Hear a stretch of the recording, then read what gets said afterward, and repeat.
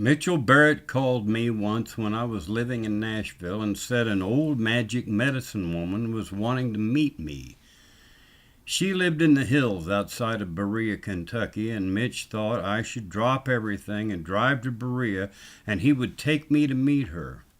He said he thought it would be to my benefit to listen to the old woman talk to me. She had told him I was in some sort of trouble and needed to change my direction before something happened to me. I dropped everything and drove to Berea immediately. I believe in Mitchell's magic enough to pay attention to warnings, and he is the same with me. But, like his second wife says in a song she wrote about him, underneath your overalls, your crow feathers are showing. A crow will flit and fly and mock and cry and not know why. When I got to Berea, we got so drunk that I threw up all night and half the next day. About noon the next day, Mitchell said, "Come on, Mountain John, we have to leave to go to Miss Minnie's now." I got dressed and stumbled out to his truck, and we took off. We drove for what seemed to be eternity. Finally, we left the road and drove into a creek and drove up the creek until we came to a meadow.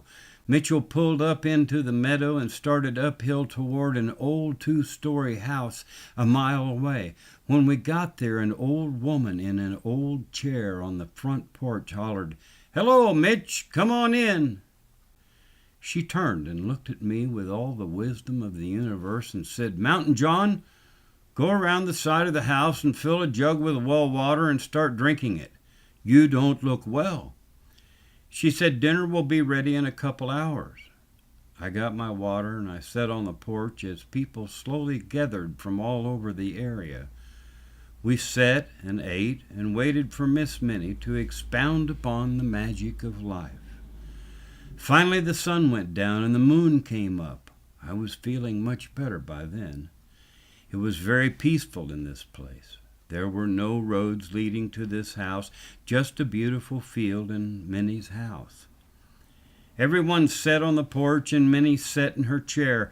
As the moon crawled slowly into the sky and left the edge of the earth, Miss Minnie started to talk. She told a story about her brother.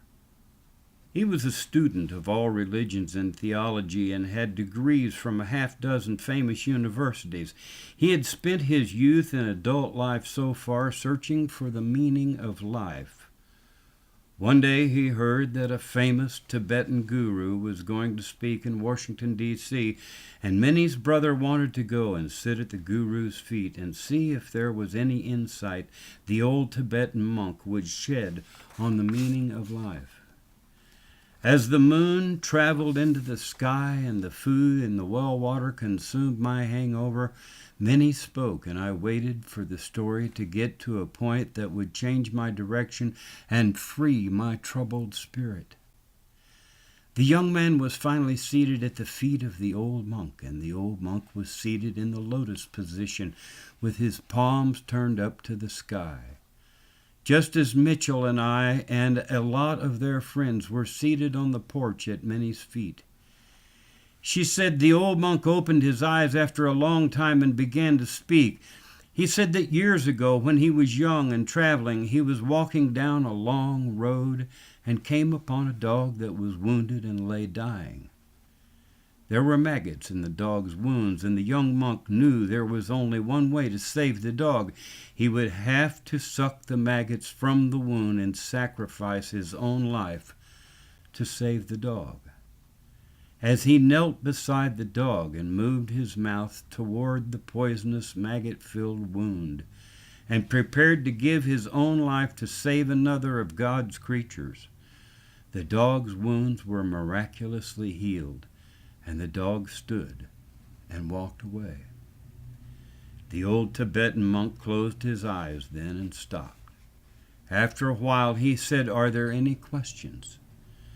Miss Minnie's brother asked, "Sir, what does this have to do with the meaning of life?" The old monk opened his eyes, and he looked into the young man's face with all the wisdom of the universe and said, It don't mean shit. I sat there in total disgust and could not believe I had dropped everything I had been doing and driven all the way to Berea and drunk all that whiskey and ridden all that way to the old farmhouse and waited all that time just to hear that story. And then I realized I had probably learned the most important lesson in my life. All of the turmoil and stress and worry of life didn't mean shit. I have laughed about that for years now, and every time I get down and depressed, I remember Miss Minnie and the words of wisdom she spoke that night as the Kentucky moon crawled over the sky and across Kentucky, and I heard her say, "It don't mean shit."